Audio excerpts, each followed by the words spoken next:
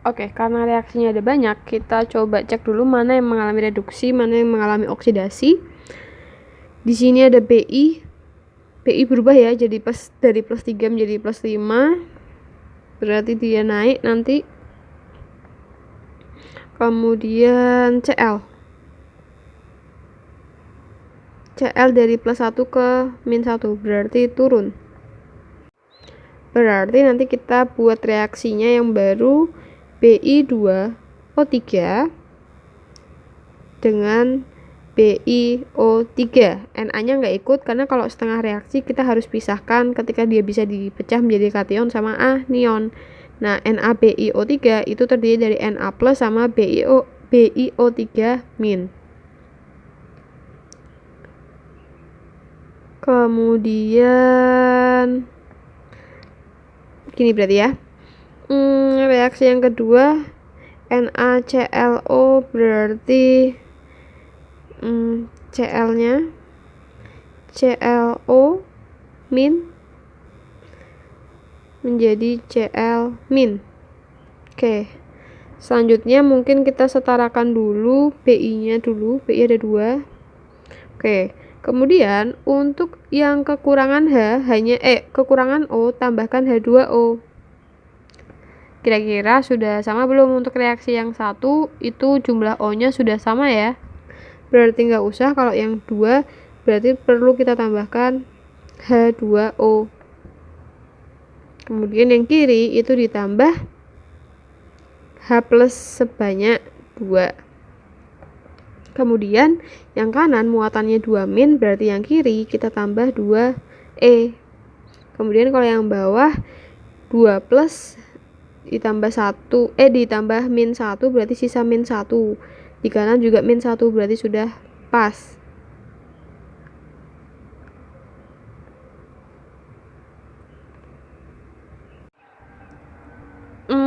Yang atas ternyata O-nya belum sama ya. Tadi lupa ini ketambahan 2 berarti O-nya 6, di sini masih 3. Berarti kita tambah H2O. Sebanyak kurangnya berapa? Kurangnya 3, berarti tulis 3. Maka yang di sini hanya kita butuh 6, berarti tambah 6H+. Berarti sekarang kita cek elektronnya.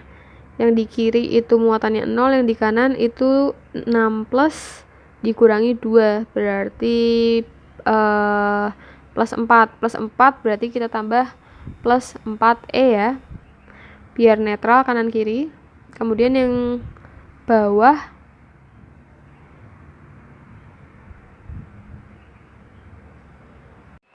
kita hitung ulang elektronnya, muatannya ini plus 2 dikurangi 1 yang ini, berarti sisa 1. Kemudian yang ini min 1. Dari plus 1 ke min 1. Berarti selisihnya 2. Berarti yang kiri harus kita tambah 2E. Bener ya? Habis itu kita kalikan 2 yang bawah. Berarti yang ini kali 1. Selanjutnya kita tulis dulu aja. 3H2O ditambah Bi2O3 menjadi 2BiO3 min tambah 6H+ ditambah 4E. Lalu yang kedua 4H+ ditambah 2ClO min ditambah 4E, 2Cl min ditambah 2H2O. Dari situ masih bisa kita coret 4 sama 6, kita coret sisa 2, H2O sisa 1, 4 elektronnya kita coret. Berarti nanti menjadi 1H2O ditambah Bi2O3 ditambah 2ClO min menjadi 2BiO3 min tambah 2H+ tambah 2Cl min. Dah. Nah, di bagian bawah itu masih ada H+ ya, sedangkan ini suasananya basah, berarti perlu ditambah plus OH- sebanyak 2 plus OH- sebanyak 2. Maka nanti menjadi 2OH- plus H2O plus Bi2O3 plus 2ClO- menjadi 2BiO3- ditambah 2H2O ya, H plus sama OH- ditambah 2Cl-. Ini bisa dicoret, nanti sisa 1. Jadi hasil akhirnya Bi2O3 ditambah nih. Berarti nanti reaksi akhirnya OH yang punya OH itu NaOH, berarti 2NaOH ditambah Bi2O3 ditambah 2NaClO menjadi berarti 2BiO3 itu berarti 2NaBiO3 sesuai reaksi ini ya. Kemudian ditambah yang ada Cl- berarti 2NaCl- 2NaCl ditambah H2O adalah reaksi akhirnya. Kemudian ditanyakan berapa mol NaClO. Yang ditanyakan berapa mol NaClO itu mana? Ini yang ditanyakan ini. Untuk mengoksidasi Bi2O3.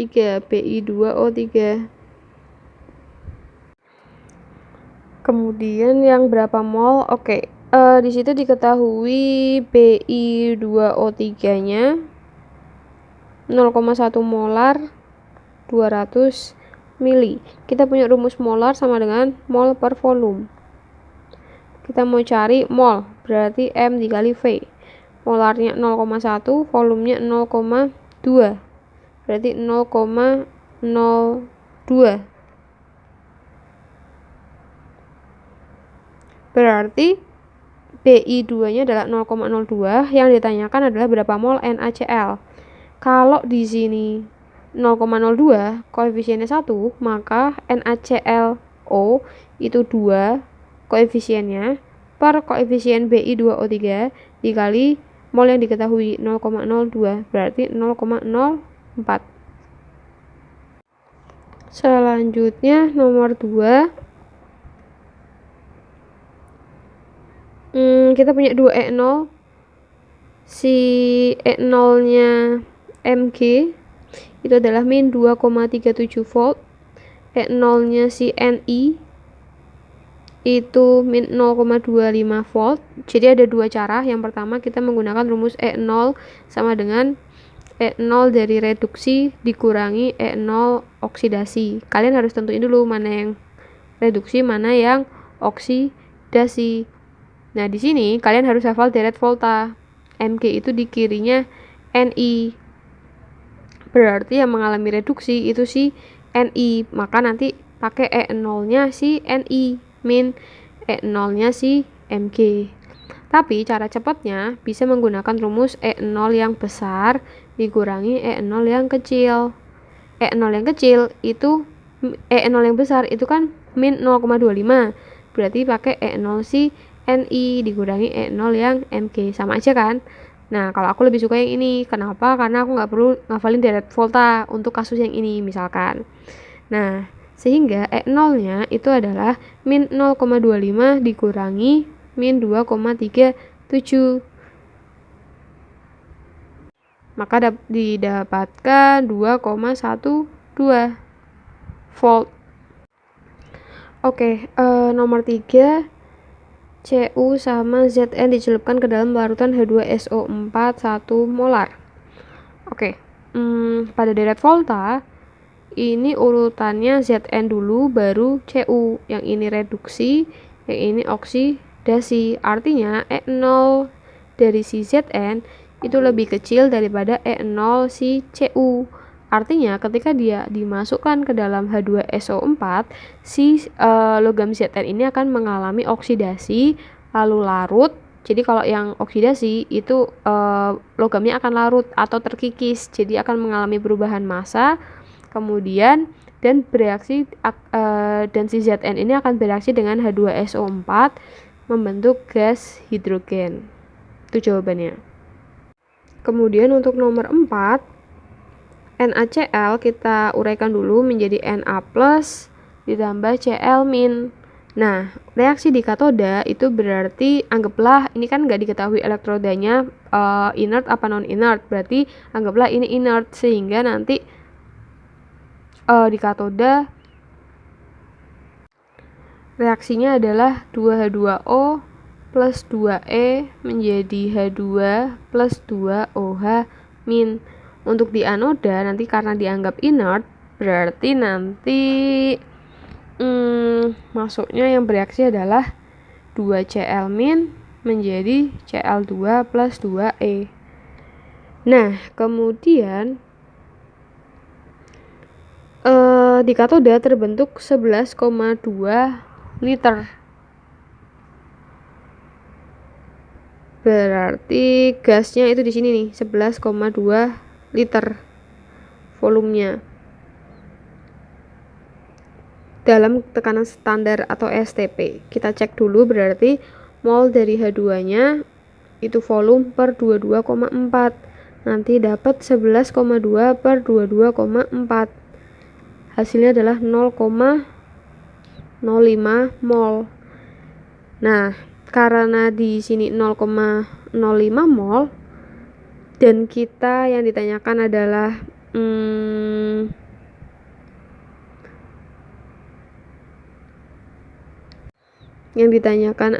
muatan listriknya, berarti elektronnya.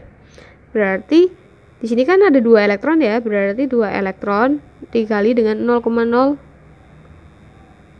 Ini 0,5 ya, bukan 0,05 ya. 0,5. Berarti dikali 0,5. Maka hasilnya adalah 1 mol. Maka berapa Faraday muatan yang mengalir dalam larutan? Faraday-nya itu 1 mol. Selanjutnya untuk nomor 5 hampir mirip-mirip nih. Jadi gas hidrogen di katoda 5,6 liter di sini ya. Mol hidrogen bisa kita cari per 22,4 karena keadaan standar. 5,6 dibagi 22,4. Hasilnya adalah 0,25 mol. Kemudian diketahui juga I-nya 5 ampere. Yang ditanyakan adalah T. Berarti Faraday menggunakan rumus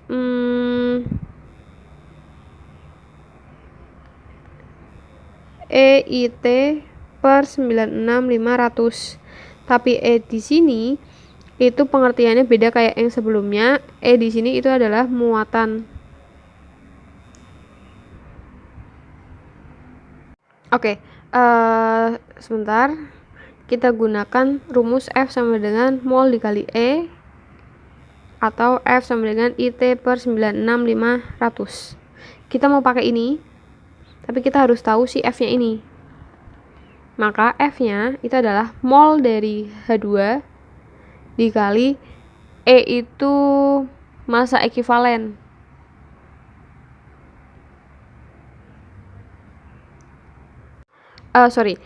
E-nya itu adalah, atau jangan E deh, nanti kalian bingung sama rumus yang sebelumnya. Ini val aja. Val itu artinya valensi atau muatan. Valensinya berarti 2, pakai ini 2 elektron, berarti 0,5 Faraday. Setelah Faraday-nya tahu, kita menggunakan rumus 5T per 96.500. F-nya kita ganti 0,5. Maka didapatkan T-nya adalah 9.650 detik.